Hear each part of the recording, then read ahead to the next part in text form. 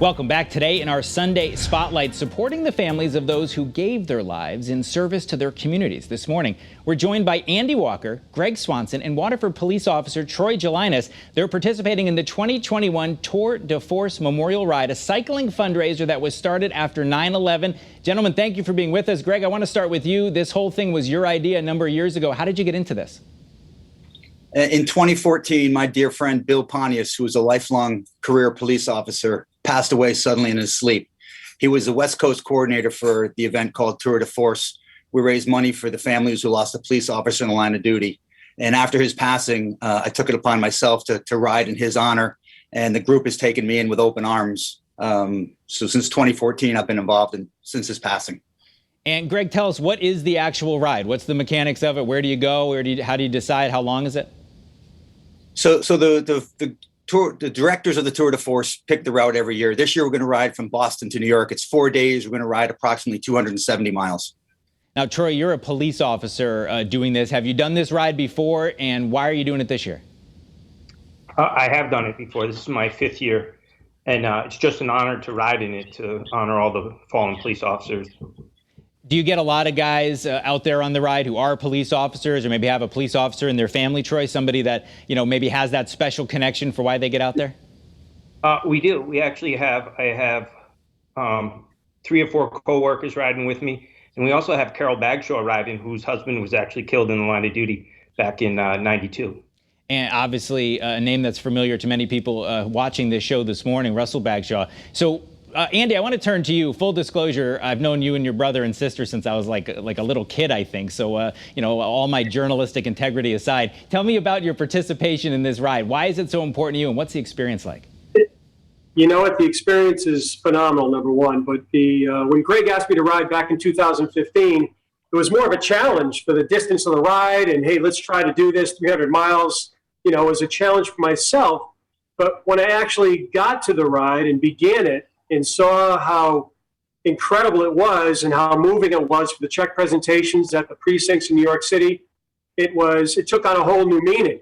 And to go out there and raise money for the families of officers left behind, it's just something I will continue to do for a long time. I just feel it's so important. One thing that I've said in the past about some of these different charity events is it's easy to sit at home and write a check or sponsor someone. It's harder to go out there and do it. And Andy, you guys have been doing this for a number of years, and 300 miles is no joke. It's a long ride, Boston to New York. So what does that group camaraderie feel like, that everybody's out there, not just writing that check? Obviously, it's a great cause. Obviously, you want to support it, but to actually get on that bike and do the pedaling. It's a family for sure. And we were embraced, as Greg alluded to earlier, we were embraced from the get-go. And 90% of the people that are riding are law enforcement around the country: Arizona, Colorado, Florida, New York, New Jersey. So we as citizens, we came in and they just embraced us. And we've been raising a lot of money for an incredible cause. And it's a privilege to be a part of it. Now, Greg, I want to ask you a little bit about the ride that's coming up in a couple of weeks, Boston to New York. Can you tell me is there anything that sticks out, whether it's that route or some other route that you've done in the past, a specific memory of the ride that might help people understand what you're up against? I think day 3 of the ride is the most challenging. Although we can't give out specifics due to safety concerns. We ride in sections of Long Island that are extremely challenging with traffic, and we have to be very, very cautious on where we are at all times, just due to the vehicles coming on and off the roads. And Troy, I know police officers, whether it's in a charity event like this or just on the job, really are a family. Does this give you sort of that family connection? Is it nice to see people, like Greg and Andy, who aren't cops but are there for another reason participating? Well, absolutely. And you make contacts from people, like Andy said earlier, from all around the United States. I've made friends now from Florida, New Jersey, New York, and it is a family atmosphere when we do ride. Now, we're going to make sure that we have links to each of your pages. I looked earlier today. You're up collectively over $10,000 raised to support this cause. Andy, if people are watching today, what do you want them to know about this? How can they help you? They can certainly go to the web pages that we have created, the fundraising pages, but they can also go to tourdeforcenewyork.com. And all the money goes towards this cause. So whether it goes to me or Troy or Greg or whoever, it doesn't matter. as long as that money's being funded and these families are getting some compensation for their loss. And you've for many years been trying to tell me that I should get out there and do this, Andy. But what's your pitch to other people, who maybe are bicyclists, which I'm not. But if you are somebody who rides, why would this be a great thing? Maybe next September you should put it on your calendar. Well, it's aside from the camaraderie and the importance of the event, people that do like to ride, there's many in the area that we see. There are also some other great fundraising rides in September as well. The cancer ride in September, closer to free. And I know a lot of people have conflict during that time. Ours is a 4-day ride, so it's difficult for those avid riders that do that to kind of join us. But there are riders that would love to join. They can contact us. They can contact me, Greg, or Troy. If they'd like to be a part of this, we'd love to have them.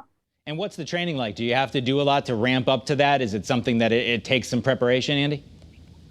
Yes, it does. We start, I know Greg starts a little earlier than me. I coach softball, so it's difficult for me to get out until like late May, early June. But we're riding 4 or 5 days a week, trying to get 150 miles a week at least, 200. Not killing ourselves. We ride the single speeds also, which is a little bit more of a challenge as opposed to a geared bike, hitting some hills and so forth. But we love it. We get out, chance for us to connect early in the morning at 7 a.m. and do a 2 or 3 hour ride. And it's been great. It's a great group, and I look forward to many more years to come with them. Well, as I said, we'll have links to each of your fundraising pages, but you also said you could just go to the Tour de Force New York website if you want to learn more. Hopefully some people will either contribute or maybe sign up. Maybe next year we'll see them out there with you. Andrew Walker, Greg Swanson, Troy Gelinas, thank you for being with us on this Sunday morning. That is CT21 for this week. CBS Sunday Morning with Jane Pauley is next. Enjoy the rest of this last weekend of August. Summer's over. Can you believe it? We'll meet you back here in Studio A next Sunday morning.